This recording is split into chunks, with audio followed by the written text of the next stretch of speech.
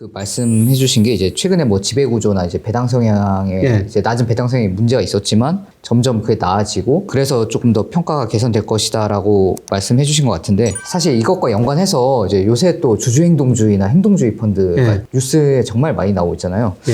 근데 이에 대해서는 그럼 혹시 그냥 개인적으로 어떻게 생각하시는지 좀 여쭤보고 싶습니다. 저는 뭐 바람직하다고 보고 있습니다. 사실 우리나라 기업들 지배구조가 그렇게 선진화는 안 됐지 않습니까? 그런데 행동주의 펀드 그런 것들이 들어와가지고 지배구조를 개선시켜주면 기업이 같이 성장할 수가 있는 거고요.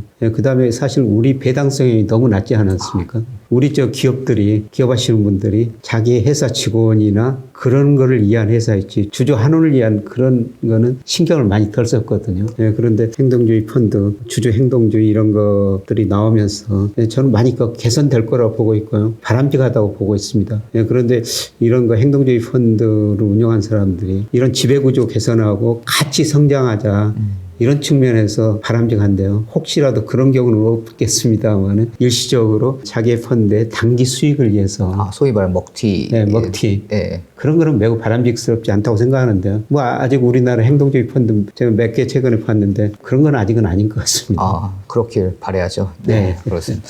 그럼 이제 아무래도 이런 주주 환원 정책이 더 활성화되고 예. 늘어날 것이라고 보시는 거죠. 그렇죠. 아까 우리나라 주가가 저평가된 이유 중에 하나가 우리나라 배당성이 낮았다. 배당성이라면서 기업 순이익 중에서 배당을 얼마나 주느냐. 우리가 뭐 2019년 이전에는 한 배당성이 평균 한 17% 됐거든요. 네, 그런데 지금 뭐 25% 많이 올라갔지 않습니까? 물론 아직도 선진국에도 크게 낮은 건데요. 이게 하나 계기가 된 게 2015년, 2017년 사이에 기업소득 한류세제라고 있었어요. 이게 박근혜 정부 때 있었던 일인데요. 그 이전까지 이게 국민소득을 이렇게 분석해 보니까 가계 비중은 상대적으로 축소되고 가계 비중이 IMF 경제 이전에 71%였어요. GNI 중에서. 근데 61% 축소되고 기업 비중은 굉장히 많이 올라갔죠.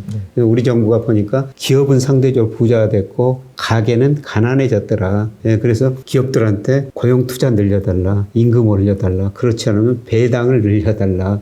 그게 바로 기업소득 한류세제 2015년에서 2017년 한시적으로 3년간 실시한 제도거든요. 그 이후로 보니까 우리 기업들 배당성이 많이 늘어났어요. 이거는 뭐 저는 긍정적인 요인으로 보고 있고요. 그리고 우리 정부 정책 방향도 뭐 그쪽으로 좀 부분적으로 가고 있죠.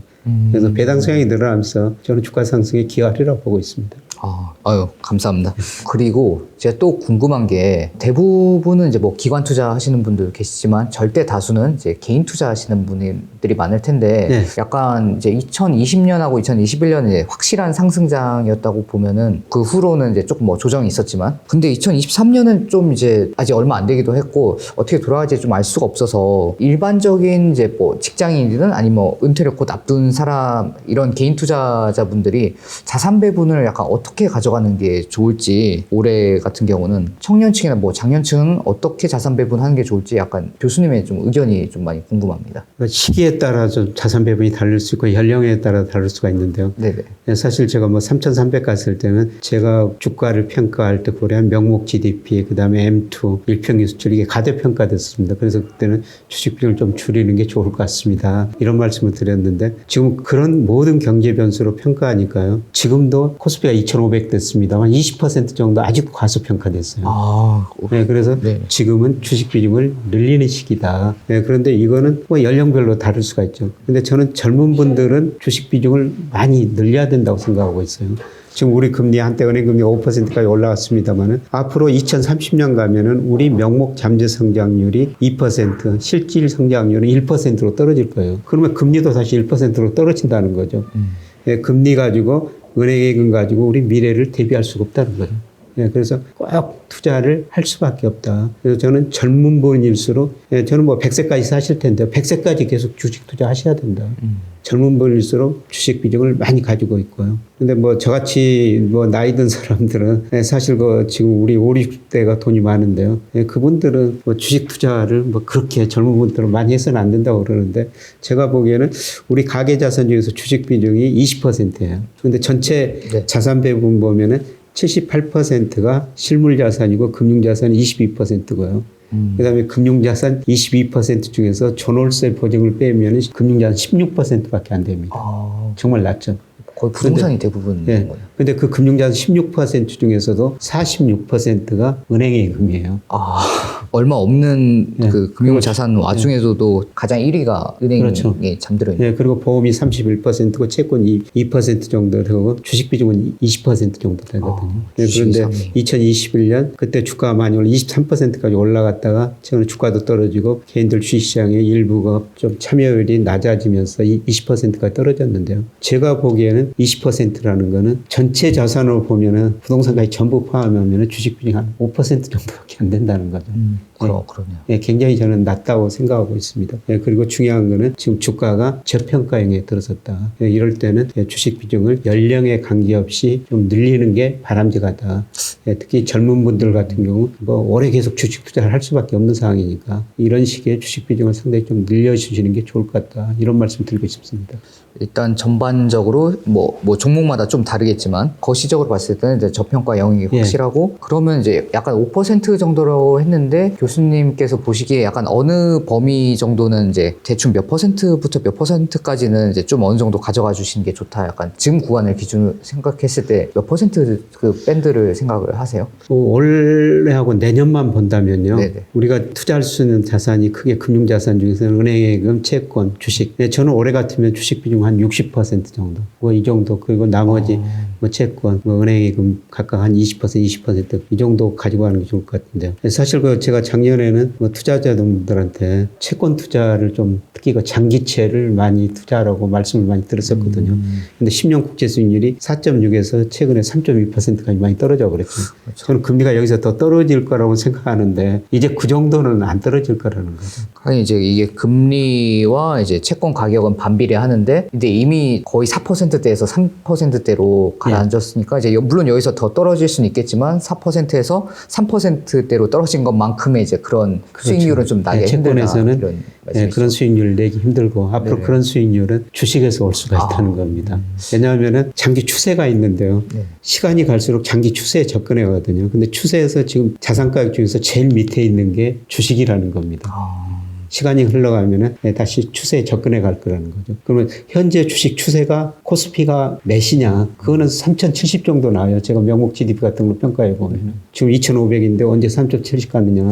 뭐 그런 이야기가 나올 수도 있지만은 시간이 흘러가면 그 추세에 접근해 간다는 겁니다. 결국 이제 같이 따라서 가격이 장기적으로 봤을 때는 따라간다는 그렇습니다. 말씀이시고 예. 그러면 이거는 그냥 뭐 갑자기 들은 생각인데 이제 그래도 뭔가 아무 주식이나 투자할 수는 없고 근데 이제 구체적인 종목명을 찝긴 좀 위험하기도 하고 근데 약간 그래도 이제 좀 그 섹터나 어떤 산업 좀 긍정적으로 보시는 게 있는지 여기는 좀 무조건 막 사세요는 아니지만 이제 괜찮은 가격이 나왔을 때 모아가시면 좋을 것 같다. 혹시 이런 섹터나 산업군이 있을까요? 지금 반도체 경기 굉장히 어렵지만은 저는 반도체 경기 내년에 좋아질 거라 보고 있거든요. 근데 아까 제가 우리나라 선행지수 순환변동치가 아마 올 3월 무렵에 저점을 칠 것이다. 그래서 올해 주가를 제가 긍정적으로 본다 이런 말씀을 드렸는데요. 삼성전자 주가 선행지수 순환변동치 약간 선행은 하긴 하지만은 선행지수 순환변동치가 올라가면은 삼성전자 주가도 같이 올라가거든요. 예, 반도체 경기 저는 좋게 보고 있고요. 예, 그리고 제가 뭐 이렇게 경영학자들이 분석한 자료를 보니까 어려운 시기에 자기가 잘한 분야는 어려울 때 투자를 더 늘리면은 다시 경기 회복 사이클이 오거든요. 그때 그 기업들이 더 많이 성장하더라고요. 근데 요새 그 삼성전자 제가 강의 가끔 갑니다만은 가서 보니까 비용은 많이 절약하고 있더라고요. 아 진짜 삼성전자 예. 사업장에 가셔서 강의를 하시는 1층에 가니까 네. 여기는 지금 이렇게 형광등 불빛이 다 켜져 있는데 절반은 꺼놨어요. 아 근데 1층 현관을 그렇게 비용을 그렇게 절약한 거 보면 다른 데서 비용 많이 절약할 거 아니에요. 근데 중요한 거는 투자 계획은 하나도 안 줄이겠다는 겁니다. 자기들이 지금 현금성 자산 많은데도 계열 회사에서 돈 빌려가지고 또 반도체 투자 계속 한다는 거 아닙니까? 이제 시청자 여러분들 이게 이제 삼성전자를 뭐 사라 당장 사라 뭐 이런 게 예. 절대 아니고 어차피 우리나라 이제 반도체 산업은 이제 크게 삼성전자, 하이닉스 이 두 회사가 이끌고 가고 있는데 이 회사들이 이제 뒤에 있는 그 협력하고 있는 여러 그 산업과 그 회사들이 어마어마하게 많으니까 그 안에서도 이제 잘 선별하셔서 아니면 이제 뭐 개인적인 뭐 공부나 이런 걸 통해서 이제 잘 골라서 선택해 주시면 될 것 같고, 일단 반도체란 섹터에 대해서는 이제 긍정적인 의견을 피력해 주신 겁니다. 예, 제가 반도체, 뭐 삼성전 반도체 이야기다 보니까 삼성전 이야기를 뭐 하게 대표 됐는데. 주자니까요. 예. 예, 그리고 저는 뭐 2차 전지 최근에 올해 들어서 주가가 정말 많이 올랐지 않습니까?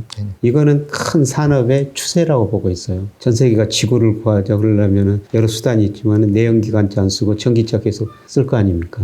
전기차가 중국부터 시장 침투율이 20% 넘고 다른 나라도 지금 10% 다 넘어가는데 전 세계적으로 전기차 수요가 굉장히 2차 전지 수요가 많이 늘어날 거라는 겁니다. 그건 우리나라가 세계에서 제일 잘 만드는 회사들이 우리나라에 있다는 거죠. 네, 그래서 이런 기업들이 최근에 주가가 너무 많이 올라가지고 그랬는데 이런 거는 추세라는 겁니다. 예, 저는 뭐 사실 저 종목 투자는 별로 안 하는데요. 저는 뭐 거시경제 흐름을 봐면서 주로 ETF를 투자해요. 아, 2차 전지 ETF, 네, 뭐 ETF ETF 투자하는데 예. 이런 특정한 종목 같은 거는 사놓고 사실 보지 않습니다. 이거는 장기 상승 추세다. 뭐 가격이 오늘 지금 굉장히 많이 떨어졌죠. 2차 전지 주가. 근데 그 사이 엄청 올랐어요. 사실 이제 또 최근에도 어마어마하게 뭐 그 특정 뭐 기업명 말씀 못 드리겠습니다만 이응 키읔으로 시작하는 그런 그 기업들이 어마어마하게 올랐거든요. 이런 2차 전지 기업들 마치 이제 그래프 이제 좀 길게 놓고 보면 어마어마하게 올라서 저기 갔다가 이제 물리는 거 아니야? 약간 이런 무서움이 들 수도 있는데 그건 이제 산 정상이 아니라 산 그게 이제 중턱 느낌인 거죠.